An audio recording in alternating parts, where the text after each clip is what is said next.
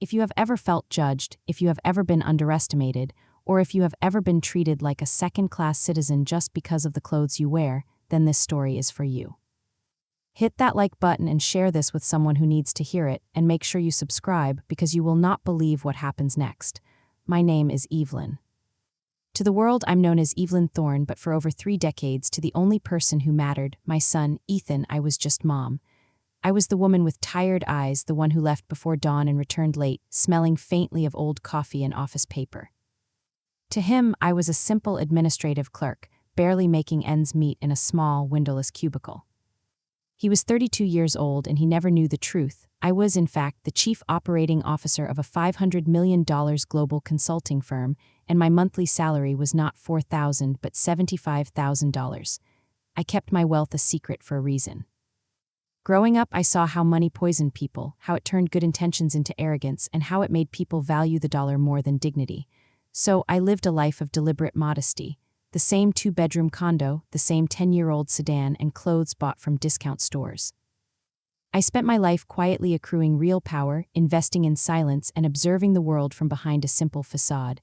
True power doesn't need a spotlight, it prefers to watch from the shadows, and I was watching closely when Ethan called me last month. His voice, usually steady and confident, he was a rising architect after all, was strained, laced with an anxiety I hadn't heard since he was a teenager hiding a bad report card. "Mom, I need a colossal favor. Ava's parents, the Hamiltons, are visiting from London. They're a huge deal in European finance. They want to meet you. We're having dinner at the Gilded Lily this Saturday." The Gilded Lily, I knew the place, a cathedral of crystal and white linen where the appetizers cost more than my supposed weekly salary. The Gilded Lily. "Sounds fancy, Ethan," I said, keeping my tone light. "Do they know anything about me?" There was a pause, a significant, heavy silence that stretched between us across the phone line. I told them you work in an office, Mom. I said you're a simple person, that you prefer a quiet life. I don't want them to get the wrong idea." The wrong idea, the phrase hung in the air, a clear, sharp indictment. He wasn't afraid I'd embarrass him. He was afraid I wouldn't measure up to the Hamiltons' expectations.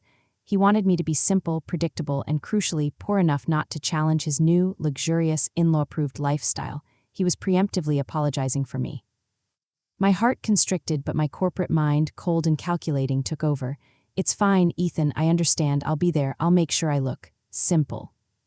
I hung up, walked into my closet, the one filled with perfectly tailored, expensive suits I reserved only for board meetings, and looked for the opposite. I realized then what I had to do. This wasn't just about a dinner, it was a test.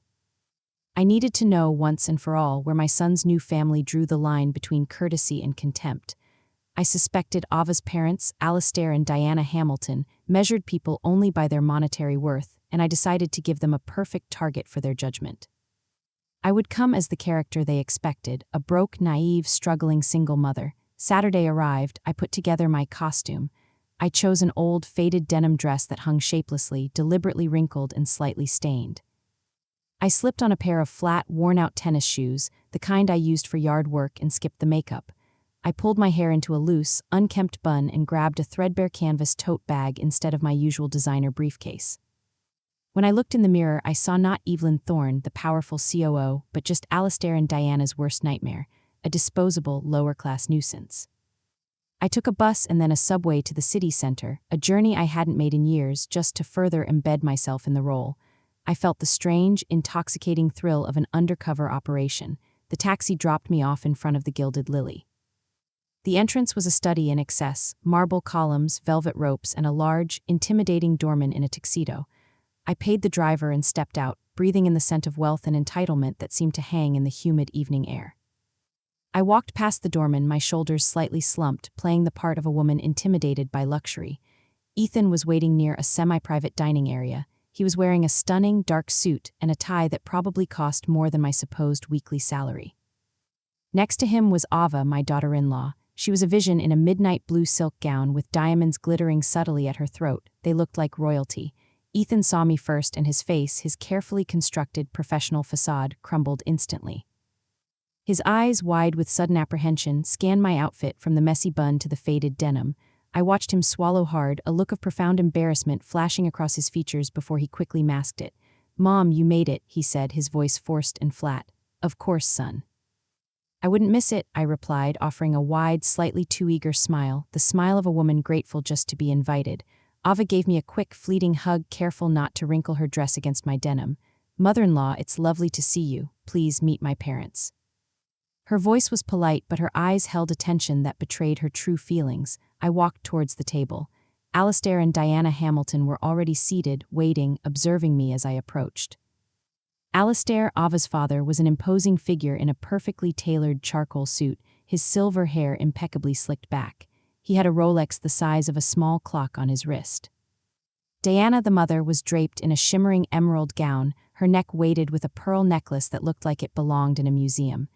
She was beautiful, but her expression was cold, a carefully curated mask of superiority. Diana looked up, and the moment our eyes met, I saw it, the instant, razor-sharp assessment. Her gaze swept over the denim, the cheap shoes, the canvas bag. In that flicker of an eye, I was categorized, judged, and dismissed. She offered a weak, detached hand. Evelyn, a pleasure. Her handshake was brief, cold, and limp, as if touching me might contaminate her pearls. Alistair gave a curt nod and a practiced, shallow smile. Charmed, Evelyn, please take a seat.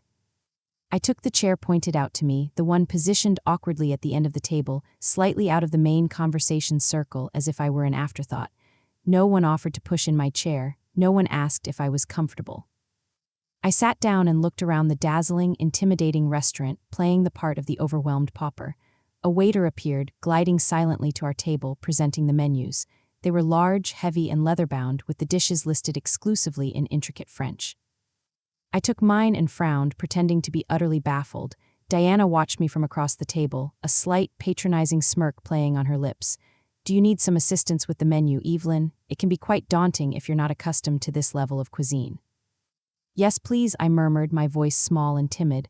I don't understand any of these words. Everything sounds so expensive. Diana sighed theatrically and looked at Ava, who was staring intently at her napkin. She took charge of my order. Bring her the fish special, please. The most straightforward one, something simple. We don't want to be extravagant tonight. The word extravagant landed heavily, a deliberate jab. She was making sure everyone knew my presence meant they had to downgrade their plans. Alistair nodded in agreement. Ethan looked down at his plate, his jaw tight. Diana initiated the conversation, steering it immediately toward their recent travels. She spoke about their villa in Tuscany, their annual yacht charter in the Mediterranean, and the difficulty of finding good, authentic Italian marble for their new London flat. Then inevitably she turned the spotlight on me, her smile sweet but laced with venom. And you, Evelyn, what exactly is it that you do in your office? Ethan mentioned you're quite devoted to your work. I'm an administrative assistant, I replied, lowering my gaze. I handle paperwork, filing, basic data entry, simple things, really. Diana exchanged a look with Alistair, a look of mutual understanding and confirmed disappointment. Ah, administrative work, that's very commendable. All honest work is dignified, of course. We all start somewhere, don't we? She said, the last sentence dripping with condescension, implying I was still at the start. I nodded meekly, of course. The food arrived, tiny, artistic portions on oversized plates. Diana meticulously cut her sea bass. This sea bass, she announced, loud enough for Ethan to hear, is sourced from the frigid North Atlantic waters. It costs almost $100 a plate, but when you insist on quality, you can't compromise. One must always value quality, right, Evelyn? I looked at my plate and nodded. You are absolutely right, quality is everything. Ethan attempted to deflect the conversation, asking Alistair about a recent stock market fluctuation, but Diana smoothly interrupted him. Ethan, darling, a practical question for Evelyn now that we are family. Does your mother live alone? Ethan nodded, uncomfortable. Yes, she has a small condo. Diana looked at me with feigned sympathy, her eyes narrow and assessing. It must be terribly difficult, isn't it, living alone at your age without significant financial cushioning? And does your salary truly cover everything, the bills, the maintenance, unexpected expenses? I felt the bait, the hook set. My heart, still beating with maternal love for Ethan, felt the sting of her cruelty. I manage, I replied softly. I save where I can. I've learned to live very simply. I don't need much. Diana leaned back, sighing dramatically, pulling the emotional trigger. Oh, Evelyn, you are truly a survivor. I admire women who manage to struggle alone. Though as mothers, one always wishes to give our children more, to provide a substantial foundation for them. But well, we all give what our circumstances allow, don't we? There it was, the subtle, devastating blow. She wasn't just calling me poor, she was calling me an insufficient mother, one who had failed to provide her son with the foundation he deserved. Ethan was now clenching his fists under the table, his face a painful mix of guilt and shame. Ava was busy studying a water spot on the pristine linen tablecloth. I smiled, the timid smile of the simple woman. Yes, you're right, Diana, everyone gives what they can. Diana, emboldened by my meekness, pressed the advantage. Alistair and I have always ensured Ava had the best. She attended the finest private schools, traveled extensively, and we supported her education abroad. Now she has a brilliant career and earns very well, and when she and Ethan married, well, we made sure to give them a significant head start. We paid the down payment on their house in full, $200,000, and their honeymoon, a 3-week all-inclusive journey through Asia, because that's the kind of parents we are. We believe in providing stability. She looked at me intently, challenging me. And you, Evelyn? Were you able to contribute anything significant when they started their life together? The question was a direct challenge, a public shaming delivered with a sweet maternal tone. Not much, I admitted, maintaining my timid demeanor. I gave them what I could, a small gift for their furniture. Diana beamed, a flash of triumphant superiority in her eyes. How sweet, every little bit counts, doesn't it? The amount truly doesn't matter, the intention is what's important. But I knew the intention mattered because her intention was to make me feel small. And at that exact moment, the cold rage of the successful COO finally ignited inside me. I took a deep breath and continued playing the part, waiting for the perfect moment to execute my strategy. Diana continued to swirl the wine in her glass, an expensive Cabernet that the waiter had introduced with an almost religious reverence, noting its exclusive European estate. She held the glass as if she were inspecting a rare diamond, lecturing us on its complex bouquet and perfect tannins. This vintage is exceptionally rare, she declared, looking pointedly at me. It retails for almost $500 a bottle, but when you acquire a palate for true quality, you simply don't compromise. Do you indulge in wine often, Evelyn? Only occasionally, I replied, my voice still small. And usually I stick to the cheaper bottles. I don't really have the experience to appreciate these things. Diana smiled condescendingly. Oh, don't you worry, a sophisticated palate is something one acquires over time, through exposure, travel, and education. Alistair and I have visited vineyards across Europe and South America. We've cultivated a deep appreciation for the finer things. Ava is developing her taste, too. She inherited our discernment. She turned to her daughter with a proud, possessive look, and Ava offered a hesitant, weak smile. And you, Evelyn, Diana pressed, what sort of hobbies fill your time? Do you have any passions you pursue outside of your administrative work? I shrugged, playing the role of the woman whose life was defined by survival, not leisure. I watch a little television, mostly reruns. I cook at home a lot to save money, and sometimes I take long walks in the local park. Simple things, Alistair and Diana exchanged another one of their silent, loaded glances, a look that communicated confirmed boredom and profound superiority. How charming, Diana said, though her tone suggested the opposite. Simple things certainly have their own peculiar charm, although of course one always aspires to more, doesn't one? To travel the world, to experience different cultures, to achieve true intellectual growth. But well, I suppose not everyone is afforded those opportunities. I nodded meekly. You are absolutely right, Diana, not everyone is afforded those opportunities. The words were true, but my inner voice was screaming that I was the one who afforded her the opportunity to expose her true, ugly self. The waiter arrived with the dessert menus. Diana ordered the most elaborate, gold leaf-adorned creation, priced at $45 for a few bites. This has genuine edible gold flakes, she announced, pointing it out to Alistair. A detail only the truly elite establishments offer, it just elevates the experience. I ordered the plainest sorbet available, the cheapest item on the menu, and ate it in deliberate silence, continuing my observation. Diana cleared her throat, signaling the start of the final, crucial act. Her expression shifted, becoming serious yet falsely intimate. Evelyn, I feel it's important we discuss something as a family now that we are all together. Alistair and I adore Ethan. He is a good man and Ava loves him dearly. We respect their marriage, but as parents our primary concern is always our daughter's stability. Ethan tensed immediately, his fork clattering softly against his plate. Mom, I really don't think this is the right place or time. Diana raised a jewel-encrusted hand, cutting him off with an imperious gesture. Let me finish, son-in-law. This is a matter of practical family planning. She turned her full, cold attention back to me. Evelyn, I know you did the very best you could raising Ethan. Being a single mother is an enormous cross to bear, and I truly commend you for your perseverance. However, Ethan is now in a different stage of life. He is married and he has serious financial responsibilities. And well, Ava and he need to achieve a certain level of unimpeded stability. Unimpeded stability, I repeated, my tone still soft but with a subtle new edge that only I could hear. Yes, Diana confirmed, nodding firmly, financial and emotional stability. We have invested heavily in their future, and we will continue to do so. But we also believe it's critical that Ethan doesn't carry unnecessary burdens, especially at his age, when he should be focused solely on his career advancement. The implication hung in the opulent air, thick and undeniable. I was the unnecessary burden. I, his mother, was a liability to his marriage and his financial future. Ava kept her eyes glued to her plate, biting her lower lip. Ethan was visibly shaking with suppressed anger. Burdens. I repeated the word, letting its weight settle. Diana sighed, an overly dramatic display of weary patience. I genuinely don't want to sound cruel, Evelyn, but let's be realistic. At your age, living alone with such a limited administrative salary, it's completely natural for Ethan to worry about you. He feels obliged to financially support you, to check on you constantly, and that's a beautiful quality in a son, but we absolutely cannot allow that worry to compromise his marriage or his focus. Do you truly understand my perspective? Perfectly, I replied, my voice a breathy whisper. Diana brightened, mistaking my quiet understanding for acquiescence.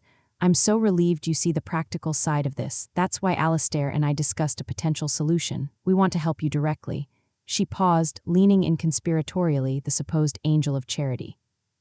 We could offer you a modest monthly allowance, she proposed, something that ensures you live more comfortably without Ethan needing to feel such a profound sense of obligation. It would be, naturally, a modest sum. We aren't miracle workers, but it would be a reliable source of support for you. I waited, maintaining eye contact, watching her perform.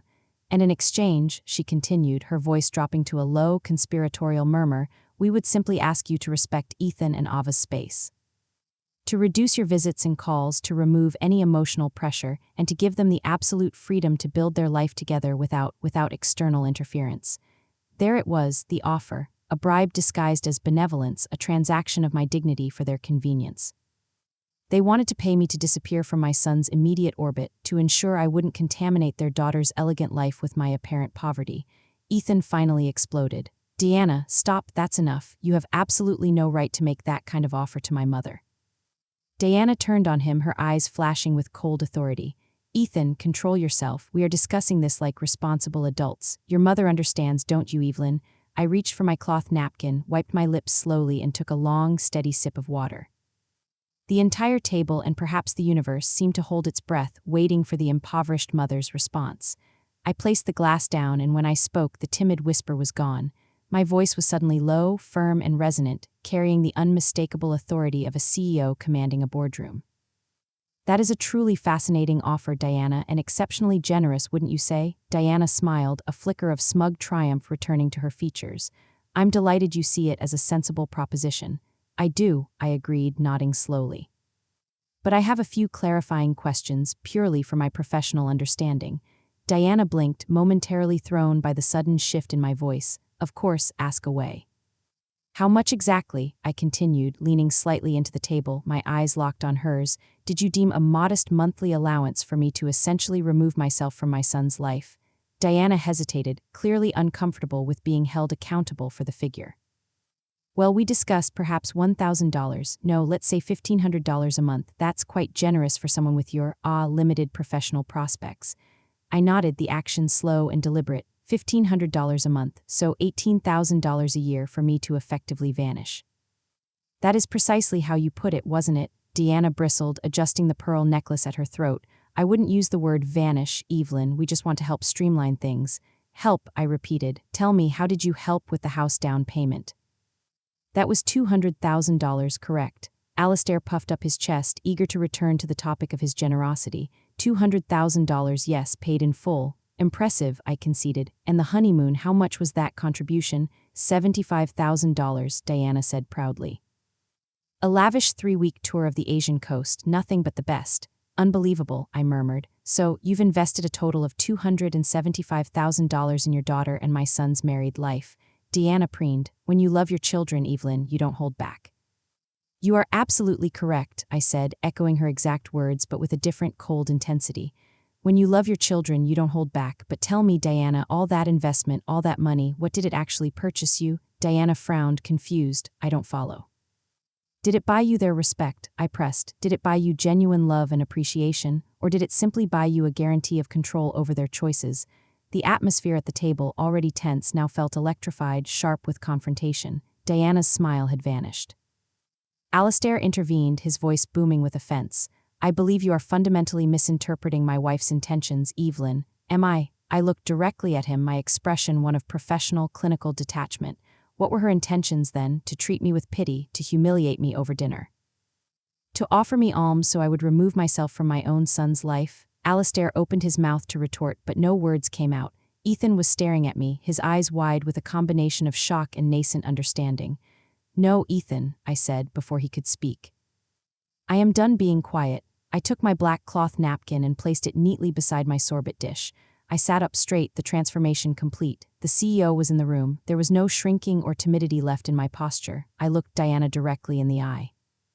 She met my gaze for a fleeting second, then quickly looked away, suddenly intensely uncomfortable. She sensed the shift, everyone did. You have spent this entire evening, Diana, talking about money, I said, my voice low and cutting. How much things cost, how much you spent, how much you possess. But you never once asked how I truly was, if I was happy, if I needed comfort or even company. You only calculated my worth, and apparently I am valued at $1,500 per month.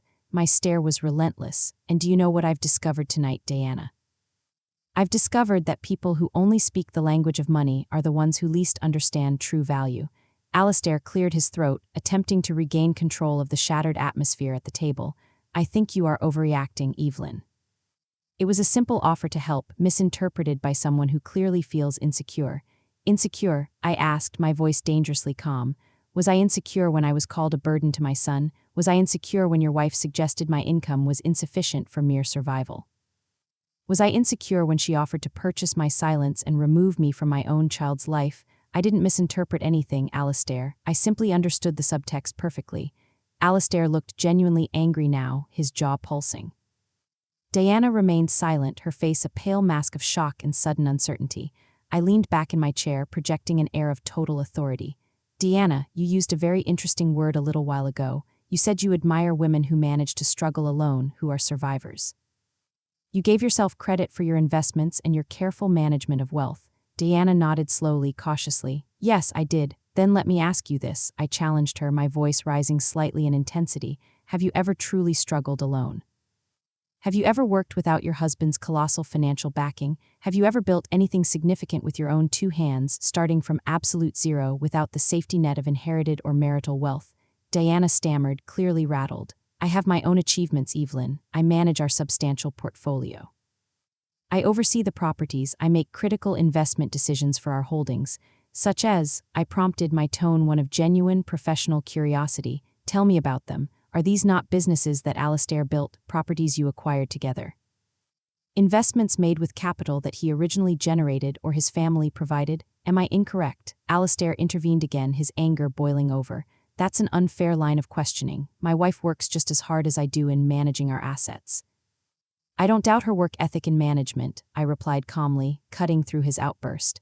But there is a profound difference between managing an existing fortune and creating one from scratch. There is a difference between overseeing an empire and building it, brick by painstaking brick, from nothing. Wouldn't you agree, Alistair? Diana pressed her lips together, her eyes narrowed, searching my face for the simple woman she thought she knew. I don't know where you are going with this, Evelyn, but your condescension is palpable. Let me enlighten you then, I replied, my voice softening, shifting from challenge to deep, personal narrative. 35 years ago, I was exactly 20 years old. I was a file clerk, not an assistant, a clerk in a small local logistics company. I earned minimum wage. I lived in a tiny rented room above a laundromat. My diet consisted primarily of instant noodles and cheap, canned goods, and I was entirely, fundamentally alone. Ethan was staring at me now, his shock replaced by a silent, intense curiosity. I had never told him this much detail about my early life. One day, I continued, my voice measured and steady, I found out I was pregnant. The father, a university dropout with no prospects, vanished the moment he heard the news. My own family, devoutly conservative, cut me off entirely. I had a choice, give up and rely on welfare or choose to fight. I chose to fight. I paused and took a deep breath, the memory still holding a residual sting. No one at the table dared to speak. I worked until the day before Ethan was born. 2 weeks after I brought him home, I was back on my feet, working 12 hours a day, 6 days a week. A wonderful neighbor, an elderly woman named Mrs. Petrov, cared for Ethan while I was gone. The only money I spent on myself was for books, notebooks, and bus fare. I looked at Diana, whose face had lost its color. I didn't stay a clerk, Diana. I studied. I enrolled in night courses at the local community college. I learned accounting from dusty library books. I taught myself corporate finance and international administration using free online resources and whatever cheap textbooks I could find.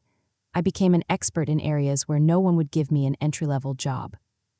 I did this all while raising a child alone, paying rent, buying food, and nursing him through every childhood illness, all on minimum wage. It took me 20 years of grinding, non-stop sacrifice, from clerk to junior associate, from associate to departmental manager, from manager to director, and finally to executive management. 20 years of missing holidays, sleeping 4 hours a night, and prioritizing education over everything else. But I did it. I built something massive entirely with my own determination and intellect. I fixed my gaze on Diana and my voice delivered the fatal blow. And do you know how much the simple administrative assistant earns now, Diana? Diana shook her head slowly, a desperate denial in her movement. $75,000 a month, I announced, the number dropping into the expensive silence like a diamond hitting a marble floor. Every single month for the last 16 years. That figure doesn't include my significant annual performance bonuses or the vast amount of company stock I've accumulated. We are talking about over $14 million in gross income throughout my career. That is the true financial cushioning I possess. The reaction was instantaneous and devastating. Ethan's eyes bulged and he visibly recoiled in shock, his chair scraping slightly against the floor. Ava gasped, covering her mouth with her hand. Alistair frowned in disbelief, and Diana, however, was the most profoundly affected. She was utterly motionless, her jaw slack, the color completely drained from her face. "No, that cannot be true," Diana stammered, her voice thin and reedy. "You earn $75,000 a month. That is chief operating officer level compensation." "That is correct," I confirmed, my voice ringing with finality. "I am the chief operating officer, the COO of Global Nexus Consulting. I oversee the regional operations across North and South America. I manage annual operating budgets exceeding $500 million. I sign contracts daily that involve more zeros than your honeymoon cost, and I do it all while living a simple, unremarkable life in my small, 2-bedroom condo." Ethan looked at me, confusion warring with amazement. "Mom, why? Why did you never tell me? Why did you let me believe?" I looked at my son and my expression softened, becoming purely maternal. "Because you didn't need to know, son. I wanted you to grow up valuing hard work, dignity, and personal character, not the illusion of money. I wanted you to become an accomplished architect on your own merit, not as the heir to an invisible fortune. Money, when flaunted, corrupts, and I would never have allowed it to corrupt you." Ava, finally finding her voice, whispered, "But why the small apartment? Why the simple clothes? Why the bus and the worn-out shoes?" I smiled. "Because I have no need to impress anyone, Ava, because true wealth doesn't need to be advertised. I learned long ago that the more substantial your actual power, the less you need to prove it. I came tonight dressed exactly like this and acted precisely like the simple woman you expected because I wanted to see how you would treat someone you believed had nothing. I wanted to see your true character, Diana Alistair, and I saw it, didn't I? I saw it perfectly." Diana's face was now a toxic mixture of shame, realization, and explosive rage at being tricked. "This is ridiculous. If you had that kind of money, people would know. Ethan would know. Why would anyone believe such an elaborate lie?" "Because I built my life on privacy and deliberate modesty," I explained, my eyes boring into hers. "I invested every penny. I multiplied my capital in silence. I don't waste funds on flashy cars, expensive jewelry, or showing off in pretentious restaurants. Unlike you, Diana, I live below my means, not for show, but for absolute security and power." Alistair tried to recover, his voice shaky. "Even so, Evelyn, you came here under false pretenses. You deceived us. You were rude, and you completely misinterpreted our intentions." "Rude?" I fixed him with a penetrating glare. "I misinterpreted the moment you called me a burden to my son. I misinterpreted when you offered me $1,500 to vanish from his life. I misinterpreted every single condescending comment about my clothes, my job, and my simple life." Alistair had no answer. Diana was silent. I stood up from the table. The executive was fully present, tall, commanding, and radiating untouchable authority. "Let me give you a genuine piece of wisdom that clearly no one has ever taught you," I declared, looking directly at them both. "Money does not buy class, it does not buy true education, and it absolutely does not buy empathy. You may possess vast amounts of capital, but you lack even a shred of what truly matters: dignity and respect for others. Diana, regaining a fraction of her earlier arrogance, stood up, trembling slightly, her face contorted with fury and humiliation. "And you do, Evelyn, you who engineered this farce, you who lied and tricked us and intentionally set us up to look like the despicable people you claim we are." "I didn't make you look despicable, Diana," I replied, my voice cold and steady, meeting her gaze without flinching. "You took care of that perfectly on your own. I merely provided the stage. I offered you the opportunity to show your true colors when faced with someone you deemed beneath you, and you seized that opportunity magnificently." Ava was openly crying now, her head bowed in profound shame. Ethan rushed to my side, his hand instinctively resting on my shoulder. "Mom, please," he pleaded, his voice choked with emotion. "I don't care about the money, just stop, let's go." "Not yet, son," I said, placing my hand over his, a gesture of reassurance and absolute control. "I am not finished. This needs to be understood, not just for them, but for you." I turned back to Diana, who was still rigid with outrage. "You insisted that you admire brave women who struggle alone. You claim to value effort, then let's look at your effort. You manage money created by others, you oversee properties acquired by others, you hide behind your husband's achievements and your family's status." I lowered my voice slightly, cutting deep into her core. "And I saw you, Diana. I saw the satisfaction in your eyes when you thought you were humiliating me. You enjoyed believing that the mother of your son-in-law was a desperate pauper you could easily dispatch with a paltry monthly payment. You relished the opportunity to be superior." Alistair interjected, his voice attempting to sound authoritative but cracking under the pressure. "This is emotional slander, Evelyn. We were trying to ensure stability for our daughter. Stability built on control, Alistair, not love," I countered immediately. "You tried to remove me because I was an unpredictable variable, a poor mother who might ask for something, who might embarrass your daughter in front of her society friends. You saw me as a problem to be solved with money, not a human being to be respected." I looked at Ava, whose tears were silently streaming down her face. "Ava, I know you didn't know about the $75,000 a month, I accept that, but you did know your parents, you knew how they speak about people they consider inferior. You heard their condescending tone, their judgmental remarks, and you sat there silently, letting it all happen." Ava lifted her head, her face blotchy with tears. "Mother-in-law, I wanted to say something, but they are my parents. I was afraid." "I know you were afraid," I interrupted gently. "But fear does not absolve responsibility, Ava. Your parents' behavior is not your fault, but your silence in the face of their cruelty is your choice, and that is what separates us. I chose to fight for my dignity when I had nothing. You chose silence when you had everything." Ethan squeezed my hand, his loyalty clear.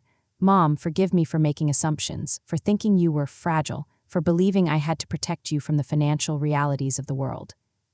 I turned to him and hugged him tightly, right there in the middle of the extravagant restaurant.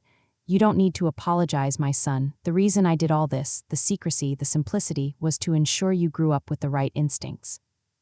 You worried about me, you cared about my hypothetical struggle, and that is a lesson no amount of money can buy. You learned empathy and you learned how to care for others. Those are the only treasures I ever wanted you to inherit." I released him, my gaze returning to Diana, who was now visibly trembling, her defeat manifesting as physical shaking. The power dynamic had inverted completely.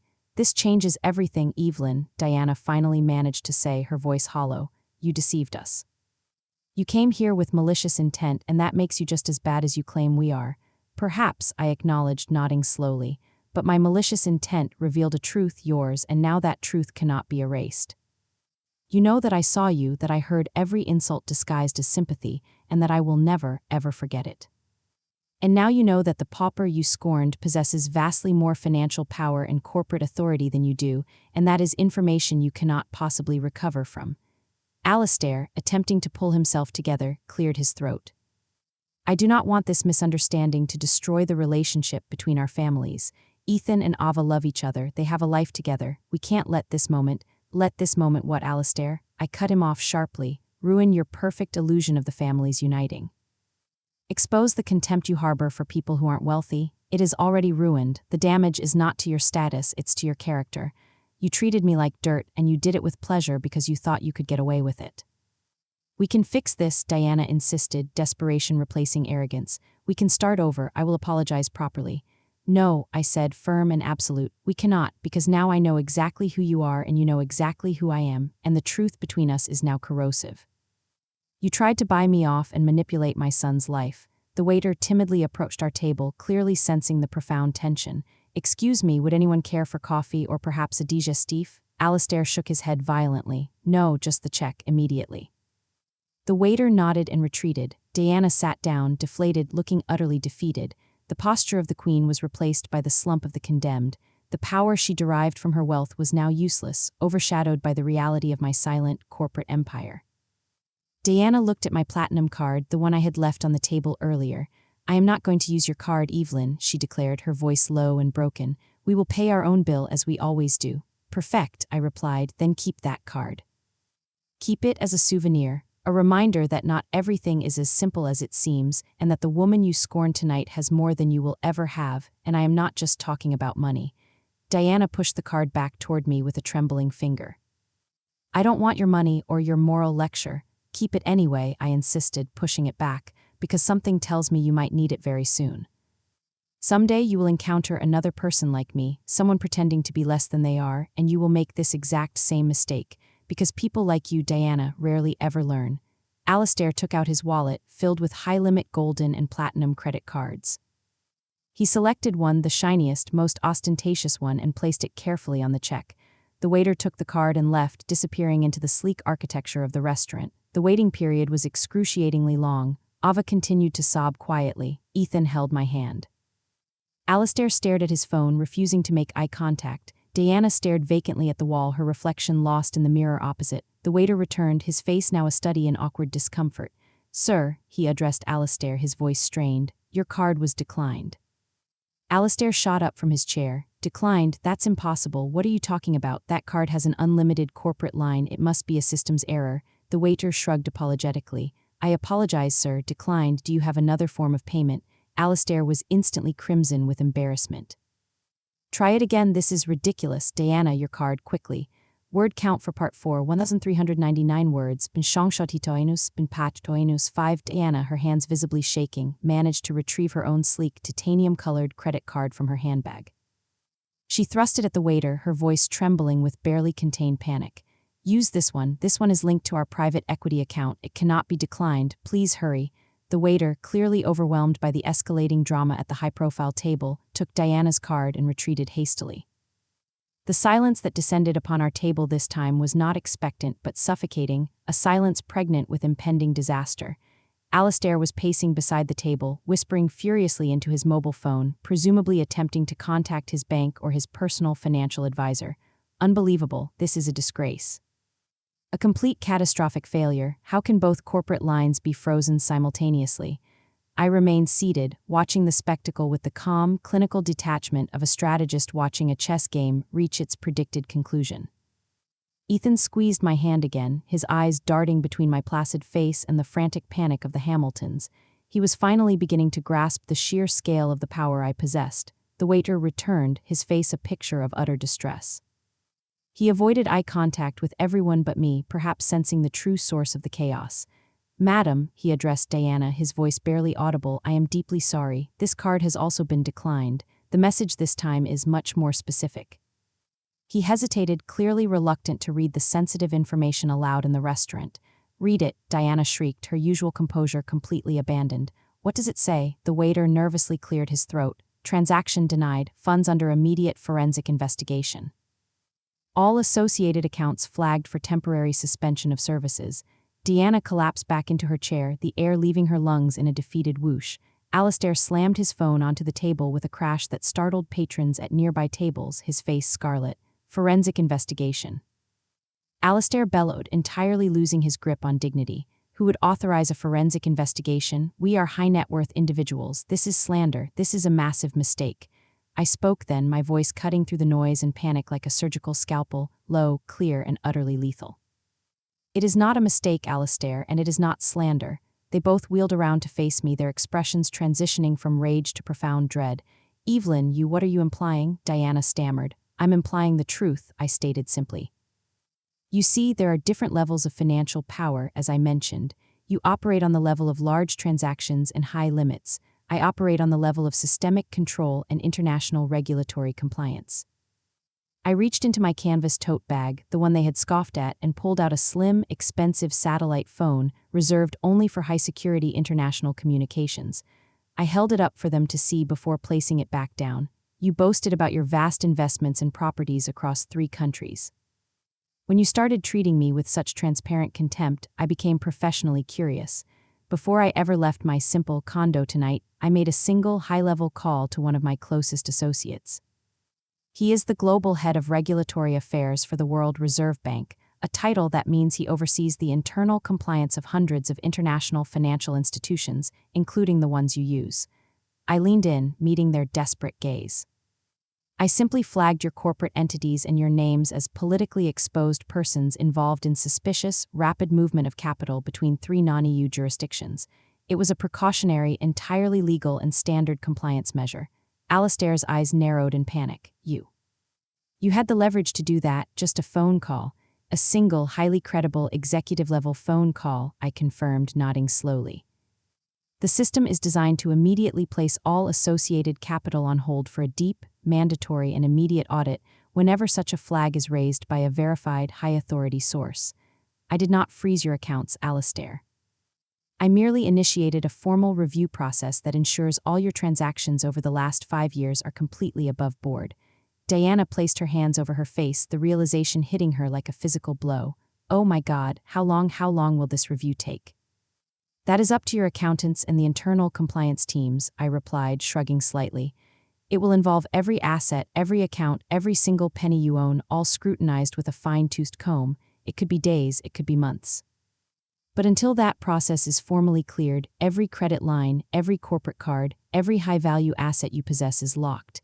You are, at this moment, effectively cashless and without immediate access to your empire. I looked at Alistair, who had sunk back into his chair, his custom suit suddenly looking like a sackcloth. You came tonight expecting to measure my worth in my inability to pay for a cheap taxi. I came tonight to prove that your entire value system is contingent on access to an infrastructure that I, the simple administrative assistant, can disable with a single command. Ava, through her tears, finally managed to address her parents. Mom, Dad, is this true? Are we really broke right now? Diana could only shake her head, her face etched with profound misery. It's not broke, Ava, it's just on hold, temporarily paralyzed. I reached into my tote bag again, but this time I pulled out my own, discreet personal wallet.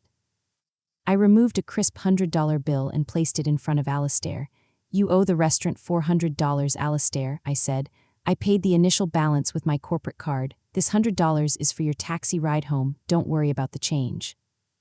Consider it a gift from one executive to another in recognition of a spectacularly failed negotiation. Alistair looked at the cash as if it were contaminated. The sight of a mere $100, an amount he would normally toss to a valet, sitting on the table representing his only available liquid capital, was the final, crushing blow to his ego. I don't need your pity, Evelyn, he choked out. I know you don't, I replied, standing up.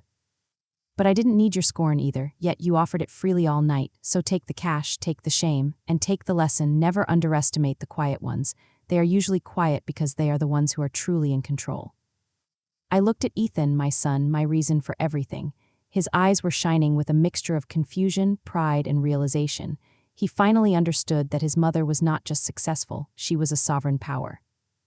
I believe our evening is concluded, son, I said softly, my executive voice melting back into the tender tone of a mother. Ethan rose immediately, without hesitation, leaving the ruined, tear-stained Hamiltons to face the waiter and their empty wallets. As we walked away, Diana called out, her voice cracked with despair.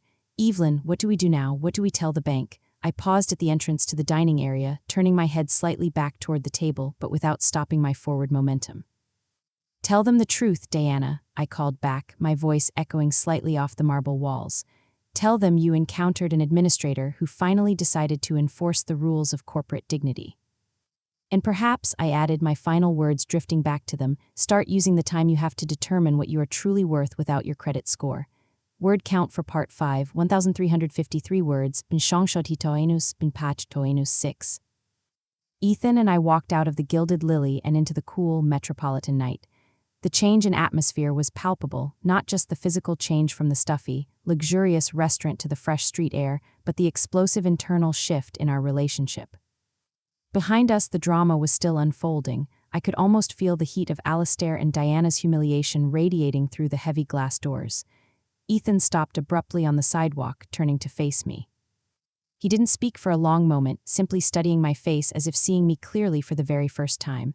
The familiar lines of worry that often creased his forehead were gone, replaced by a profound, almost bewildered awe. "Mom," he finally whispered, his voice thick with emotion. Who are you? I mean, I know you're my mom, but $75,000 a month, COO of Global Nexus. You just completely dismantled their financial world with a single phone call. Why the secret? Why the years of the small condo and the simple life?"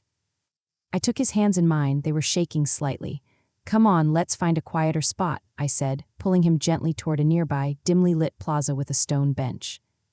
We sat down, and the quiet sound of a distant fountain provided a gentle counterpoint to the rush of our emotions. "The secret, Ethan, was never meant to be a deception but a protection," I began, looking up at the high-rise buildings that dominated the skyline, buildings that my company's contracts often maintained or financed. When I was struggling, truly poor, I learned a vital truth: money magnifies character. If you're kind, money makes you a philanthropist. If you're cruel, money makes you a tyrant. Your father taught me a harsh lesson about human nature," I continued, my voice softening as I spoke about the past. "When he abandoned us, it was because he feared the poverty of raising a child, not the child itself. I swore that day I would build a fortress for us, a fortress built on financial independence and absolute secrecy. I didn't want you to grow up expecting anything," I explained. "I wanted you to learn the value of a dollar earned, not a dollar inherited or simply handed to you. When you went to college, you took out loans, you worked 2 part-time jobs, and you paid your way. That grit, that resilience, that's what made you the successful architect you are today. Had you known I could write a check for the entire university, would you have valued your degree the same way? Would you have struggled to innovate, or would you have become complacent?" Ethan looked away for a moment, absorbing the weight of my words. I wouldn't have," he admitted honestly. "I probably would have been lazy, I would have been entitled, I might have ended up like Ava's parents." He shuddered at the thought. "Exactly," I said. "Deanna and Alistair defined their worth entirely by their bank balance. They never had to struggle for the soul of their money, they just maintained an existing fortune. That lack of struggle bred contempt for anyone who was struggling. And I needed to know, before you tied your life to their family, exactly what kind of contempt you were walking into." He turned back to me, his eyes wet with tears of understanding. "I saw it, Mom. I saw the shame, the way they looked at you. The way they spoke about your simple life, and I did nothing. I was so worried about fitting into their world of luxury that I let them treat you like dirt. And you don't have to apologize for that, Ethan," I insisted, squeezing his hands. "Your instinct was to protect me, even when you thought I was financially vulnerable. That protective instinct, that empathy, that is the very essence of the successful man I raised. You showed your true character tonight, and it was beautiful." I paused, looking at him with immense pride. "But I had to show them mine, too, not for revenge, but for clear boundaries. They needed to understand that the woman they tried to bribe and dismiss is not just your mother, but a force in the world they cannot afford to cross. That audit, Ethan, is not just punishment, it's a non-negotiable insurance policy for your marriage. They will respect you because they now fear me." Ethan swallowed hard. "What about Ava?" She was crying, she looked devastated. "She didn't know anything about your money, but she knew how her parents were, and she stayed silent. Do I just leave her?" I looked at him, recognizing the profound difficulty of his dilemma. That, my son, is the hardest question of all. Ava is not her parents, but she is complicit in their environment. She chose silence over defending the person she claims to love, her husband's mother. The money issue is over. The character issue is just beginning. She has a choice to make now, Ethan, I continued. Does she stand with her family, who taught her that people are only worth their credit limit? Or does she stand with you, the man she married, and in doing so, risk losing the comfort and financial backing of her parents? She has to choose dignity over dollars, and that's a painful choice for someone raised like her. We sat in silence for another long moment, the quiet weight of the newly revealed truth settling between us. "So, what happens now?" Ethan asked, a mix of apprehension and excitement in his voice. Do you still go to the simple office on Monday? Do you buy a yacht?" I chuckled, a genuine, deep laugh that surprised even myself. "The simple office is where I go because I genuinely love my job, Ethan. I love the intellectual challenge of running a global operation, not the ostentation of being a CEO. As for the yacht, I prefer to invest in sustainable energy. A yacht depreciates, sustainable energy generates long-term power." I reached into my canvas tote bag, the one that had served its purpose so well as a prop, and pulled out a small, elegantly wrapped velvet box. I handed it to him.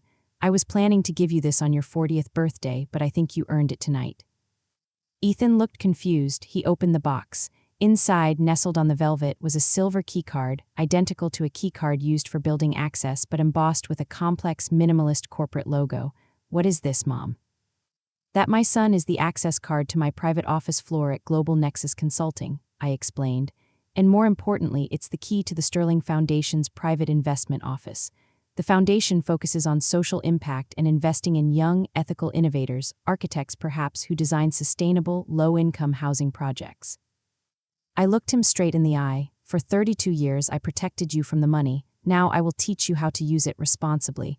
You will manage the foundation's local portfolio. You have the integrity and the character to handle that power. That is your inheritance, not a lump sum, but a position of ethical influence." Ethan looked down at the key card in his hand, then back up at me, his eyes full of respect and love. I don't even know what to say, Mom." "Don't say anything," I replied, standing up and pulling him into a final, firm hug. "Just show me what you can do. Now let's go home. I need a real cup of coffee, and you, my son, have a great deal of studying to do before Monday morning." The following morning, Sunday, felt less like a day of rest and more like the calm before a storm. Ethan was up before dawn, pacing the small living room of my condo, the very room Diana had mentally dismissed as pauper's quarters. He held the corporate access card, turning it over and over in his hands, his mind obviously reeling with the implications of the vast new reality he had inherited. I made him breakfast, scrambled eggs and toast, the same simple meal I cooked every Sunday of his childhood. The scent of butter and coffee filled the air, a deliberate anchor to the humble, loving reality we had always known. "You're awfully quiet, son," I observed, watching him pick at his food. "I'm just processing, Mom," he admitted, finally setting down his fork. "It's like I woke up in an entirely different world. Yesterday I was worried about meeting the Hamiltons' standards. Today I realized they're likely scrambling to cover their massive audit exposure." He looked at me, a flicker of apprehension in his eyes. "What if they lose everything, Mom?" "Did you truly shut down their whole operation?" "I didn't shut down anything, Ethan," I clarified, my tone firm. "I simply triggered the protocol for a mandatory forensic review due to suspicious activity.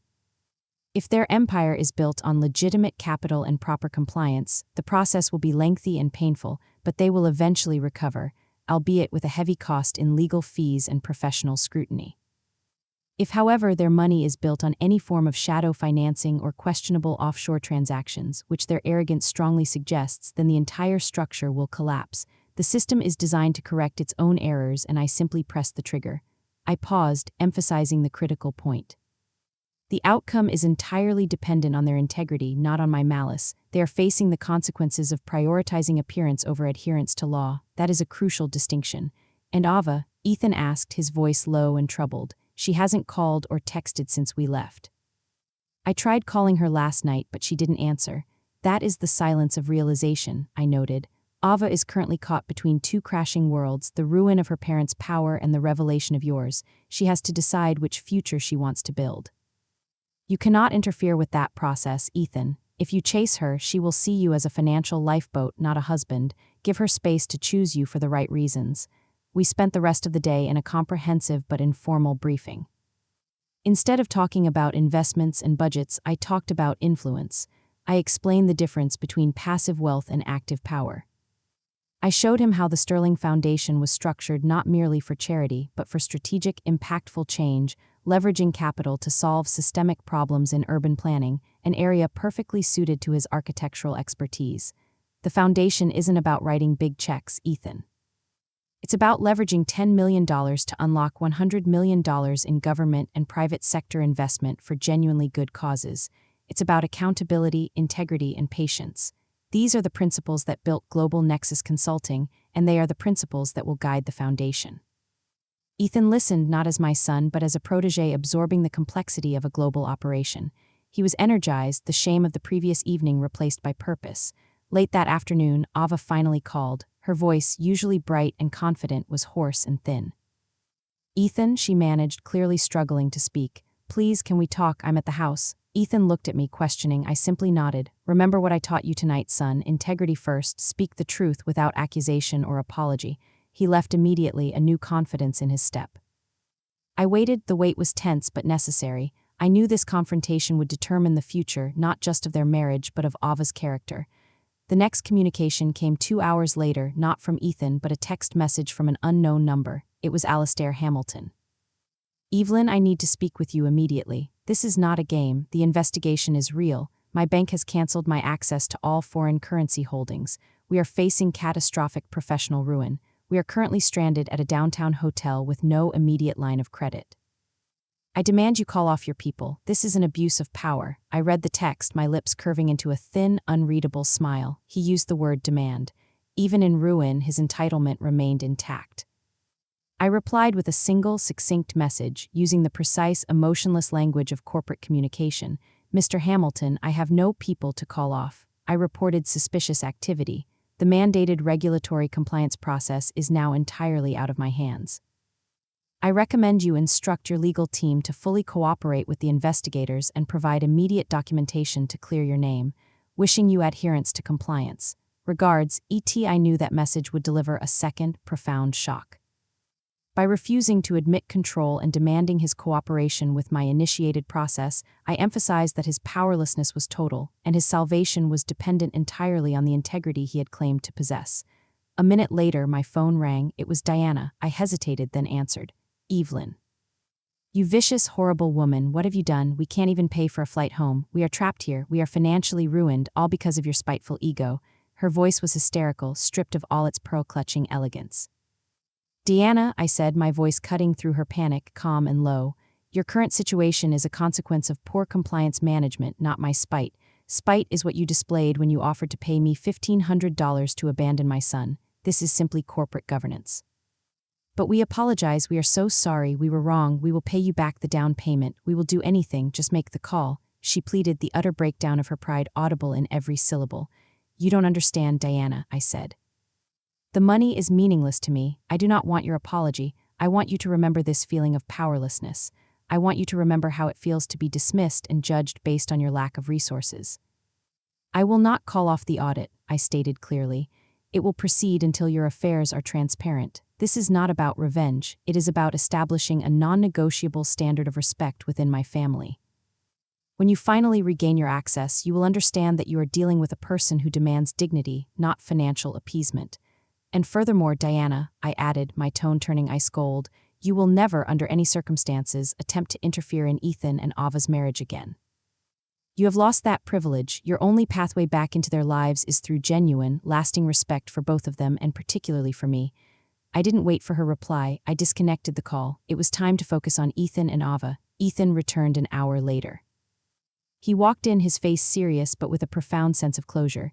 "She's gone, Mom," he said, slumping onto the sofa. "Gone where?" I asked gently. "Home or to her friend's place. She needs time. We talked for an hour." She was hysterical at first, blaming me, blaming you for the audit, saying we ruined her parents. "And what did you say?" I told her the truth. I said, "Ava, my mother didn't ruin your parents. She gave them the opportunity to prove they had integrity, and they failed. They tried to buy off my mother, and they judged her based on her clothes. That's what's broken, not their credit cards." I told her that I knew she was scared, but that I needed her to choose me for who I am, the ambitious architect who works hard, not for who she thought I was, the son of a rich mother. He looked down at his hands. "She couldn't do it, Mom." She admitted that she bought into her parents' world, that the money was the main anchor. She said she couldn't face the thought of having to struggle or lose their support, so we agreed to take a break, a real separation. I walked over and put my arm around him. "I'm sorry, son, I truly am." "Don't be," he said, leaning into my shoulder. "I am too, but I respect her for being honest, and honestly, Mom, I respect you more. You sacrificed everything to make sure I became a good man, not a rich one, and that's what truly matters." The weeks that followed the dinner at the Gilded Lily were a whirlwind of quiet, profound transformation. For Ethan, the immediate emotional fallout of the separation from Ava was difficult, but the intellectual challenge of his new role within the Sterling Foundation provided a powerful and necessary distraction. For me, the transformation meant peeling back another layer of the secrecy I had maintained for so long. On Monday morning, Ethan walked with me to the office, but instead of seeing me disappear into the side entrance of the modest, rented office building where I supposedly worked as an administrative assistant, he continued with me to the gleaming, 50-story glass tower that housed Global Nexus Consulting headquarters. The look on his face when we walked past the reception area, which was the size of my entire condo, and took the private elevator to the executive floor, was priceless. He realized that my office wasn't a cubicle but an entire wing of the building, guarded by triple redundant security. I led him into the foundation suite, a minimalist, light-filled space with a panoramic view of the entire metropolitan area. His desk, already set up and equipped with state-of-the-art architectural drafting software, sat waiting. "This is your office, Ethan," I told him, placing the silver keycard next to the sleek monitor. "You start today. Your first mission is to develop a feasibility study for the low-income sustainable housing project we discussed. You have $1.5 million in seed capital at your disposal. I don't want reports on your progress, I want measurable, ethical results. You are now accountable to the integrity of the mission, not to me." Ethan sat down, running his hand over the polished wood of the desk, his eyes reflecting the vast cityscape outside. "I won't let you down, Mom. This is the project I've always dreamed of doing." I spent the next few weeks observing Ethan transition into his new role. He wasn't arrogant or entitled, he was focused, dedicated, and deeply responsible. The years of hard work and struggle had forged a character that was completely immune to the vanity of his new position. My secret had served its purpose. It had protected him from the very disease that had infected the Hamiltons. Meanwhile, the saga of Alastair and Diana Hamilton continued to unfold with a predictable, tragic lack of grace. They remained essentially stranded in the city, forced to live off the $100 I had given them and whatever meager cash they could scrape together. The forensic audit was deep and methodical. It turned out my suspicion was correct. Their fortune was not as clean as they had boasted. Alastair was embroiled in various offshore tax avoidance schemes, and the rapid movement of capital I had flagged was indeed a panic response to an impending internal regulatory change.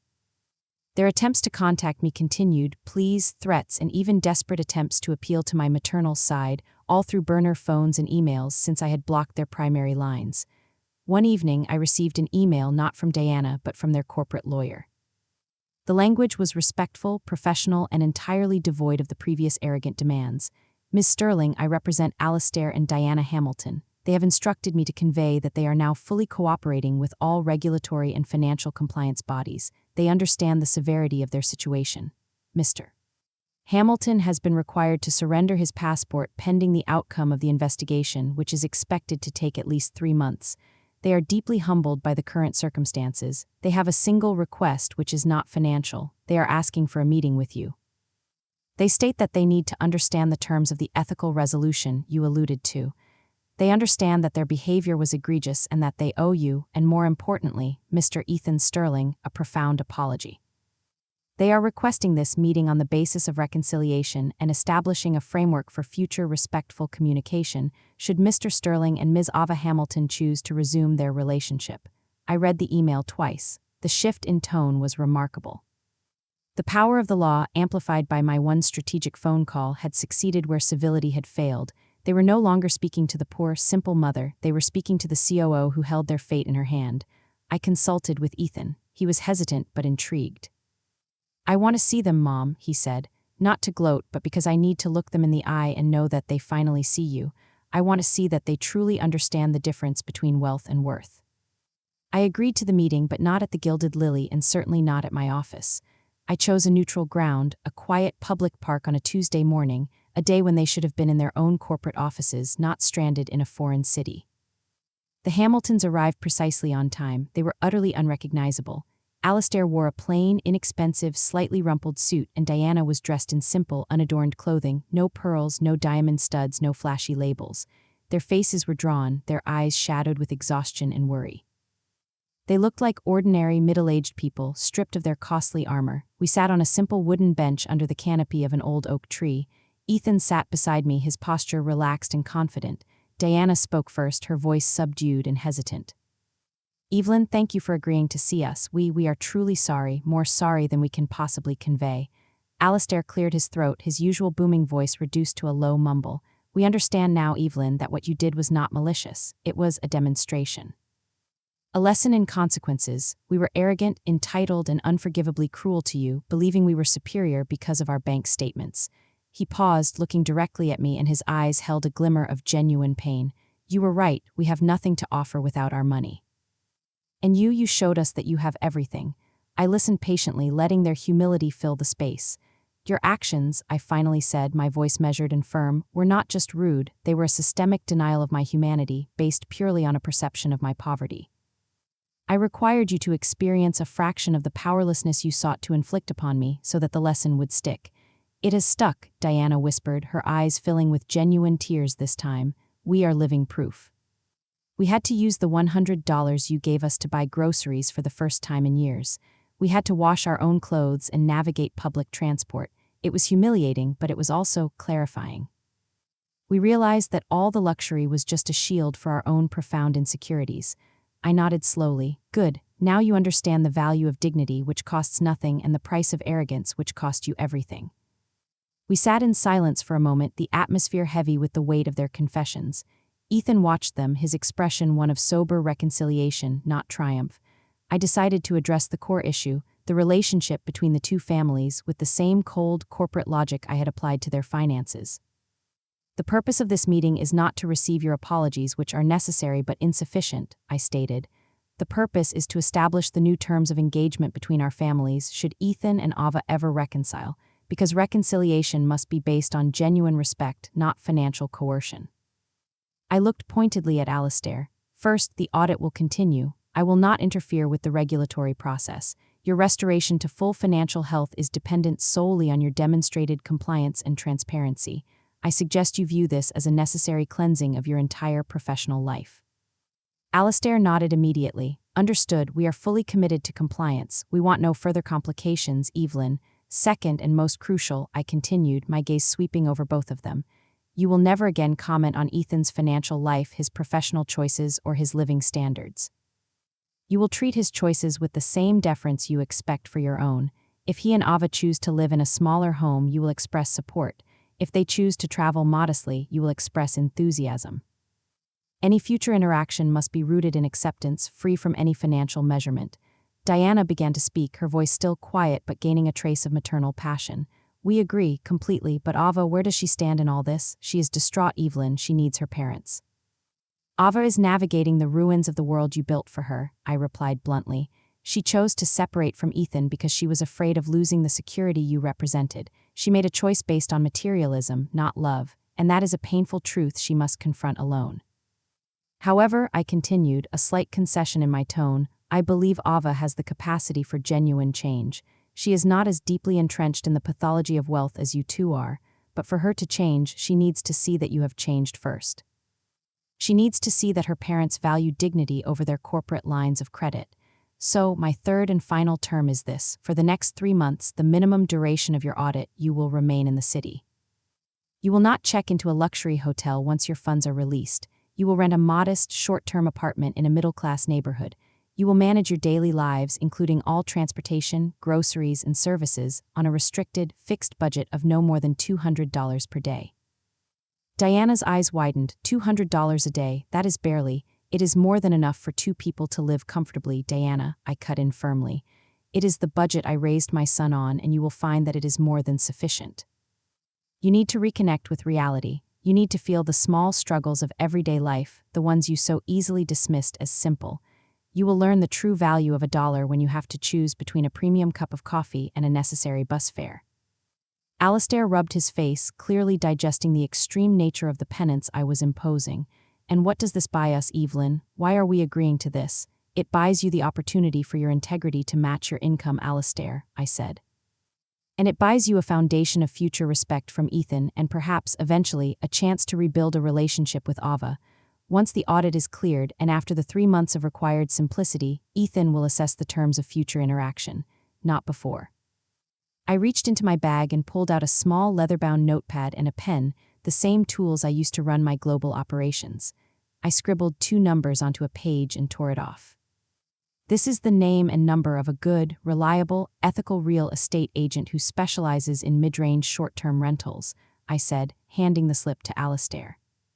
And this is a prepaid debit card loaded with $18,000, enough for your $200 daily budget for 90 days, plus the necessary rent deposit. You will manage this budget. No luxury, no extravagance, just simple, honest living.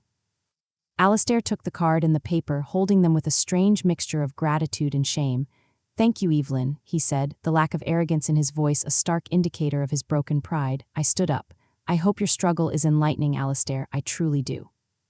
I walked away with Ethan, leaving the Hamiltons sitting on the bench, two humbled millionaires suddenly faced with the daunting challenge of budgeting for groceries and bus routes. You were ruthless, Mom, Ethan murmured as we walked, but fair. Ruthless is necessary when dealing with ingrained entitlement, son, I replied. I didn't take their money, I forced them to learn how to live without the attitude of their money. That lesson is worth more than any corporate fine. Later that week, I was in a high-level executive meeting when I received a notification. It was a wire transfer confirmation. A clean, simple transfer of $275,000 had been deposited into the Sterling Foundation's account, labeled, Repayment in full for Ethan and Ava's house down payment and honeymoon, with profound apologies. It was from the Hamiltons. They had managed to find a liquid, ethical asset, probably a private investment that wasn't under the scope of the main audit, and had immediately repaid the money they had flaunted over the dinner table. They were choosing to prioritize integrity and debt repayment over their own immediate comfort. It was the first tangible proof that my intervention was not just a punitive act, but a truly transformative one. The Hamiltons were finally beginning to pay the price of admission into the world of dignity. I smiled a genuine, satisfied smile and returned to the complex negotiations on my screen. The money was irrelevant, but the gesture was everything. The fortress of integrity I had built around my son was secure. The 3 months that followed were characterized by a strange, evolving silence. Ethan was fully immersed in the Foundation's work, channeling his considerable energy into meaningful projects.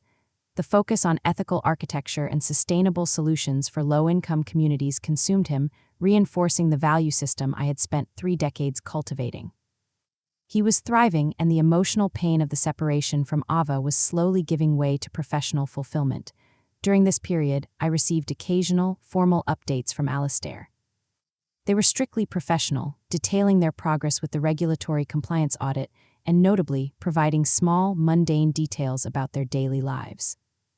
They spoke of the difficulty of managing the $200 daily budget, the challenge of navigating the subway system, and their surprise at how kind and genuine people were in the neighborhood they were renting in. The arrogance was gone, replaced by a weary, cautious human curiosity. They were learning what it meant to live among the simple people they had previously scorned. The biggest silence, however, came from Ava. She had deliberately cut off contact, needing space to process the collapse of her parents' facade and the stunning revelation of mine. One afternoon, exactly 92 days after the infamous dinner, Ethan received a letter. It wasn't an email or a text, but a heavy, handwritten envelope delivered by courier. It was from Ava. Ethan brought the letter to me, his hands unsteady. I think you need to read this first, Mom, he said. The letter was long and tear-stained. It detailed Ava's shame and her confusion, but also her profound realization. She wrote about watching her parents struggle with the budget, seeing them humbled, and recognizing the toxicity of their former life. She admitted that her initial attraction to Ethan had been inextricably linked to his perceived upward mobility and the illusion of security his in-laws provided. But the key paragraph read, "What really changed me, Ethan, was watching my parents try to earn their dignity back. They had to learn how to ask for help, how to be grateful for a small gesture, and how to stop measuring everything with money. And what truly broke my heart was realizing that the poverty they feared, the poverty of spirit, was what they already possessed. Your mother didn't ruin them, she saved them by forcing them to rebuild their character from the ground up." She concluded by saying she wasn't ready to return to the marriage yet.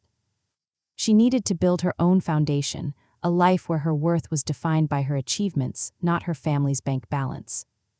She announced that she was taking a sabbatical from her high-paying but unfulfilling job and was enrolling in a master's program in community development, starting with volunteer work in the very neighborhood where her parents were currently living. She was choosing Ethan's world of purpose over her parents' world of possession. It was the ethical resolution I had hoped for. "What do you think, Mom?" Ethan asked, his voice filled with a hopeful tremor. "I think she chose the hard path, Ethan," I replied, handing the letter back. "She chose dignity over dollars. That is a woman worthy of your love, but her path is hers to walk alone for now." Ethan nodded, a sense of quiet peace settling over him. He understood. He put the letter away, not as a symbol of reconciliation, but as a promise of a potential future built on honesty. The final act of this corporate drama took place 2 weeks later. The Hamiltons' audit was formally cleared. They had paid their enormous fines, restructured their corporate entities, and were now free to reclaim their lives. They had passed the test both financially and ethically. They called me, requesting one final meeting, this time at the foundation office. I agreed. When they entered the executive suite, they were dressed in high-end, elegant clothing once more, but the difference was stark.